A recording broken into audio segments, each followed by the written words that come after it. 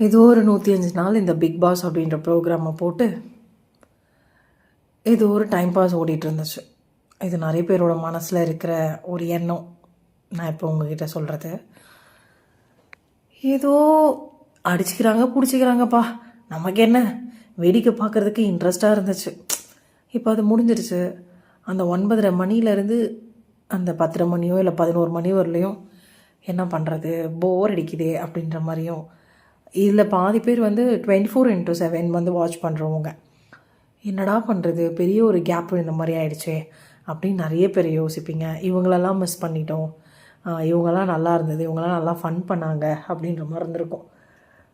நான் எஸ்பெஷலி எந்த விஷயத்த மிஸ் பண்ணுறேன் அப்படின்னா, அந்த பிக் பாஸ் அப்படின்னு சொல்லி ஒரு வாய்ஸ் இருக்கும்ல, அவர் அந்த மனுஷன் வந்து பேசுகிறச்ச ஒருத்தவங்க டவுன் ஆகும் போது இல்லை ஒருத்தவங்கள்ட்ட கோபமாக பேசும்போது அந்த உரிமை இருக்குல்ல,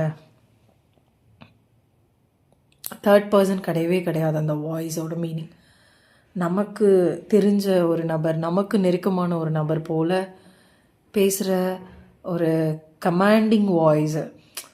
அவர் கேர் பண்ணுறது, ஓகே இதை நான் பார்த்துக்கிறேன், இது இல்லை நான் இருக்கேன் அப்படின்னு சொல்கிற வேர்டிங்ஸ் எல்லாம் இருக்குல்ல, வாவ். நான் லிட்ரலி பிக் பாஸ் எஸ் நான் மிஸ் பண்ணுறேன். நீங்களும் பிக் பாஸை டெய்லி பார்த்துட்டு இருந்தீங்க அப்படின்னா எஸ் அப்படின்னு சொல்லுங்கள்.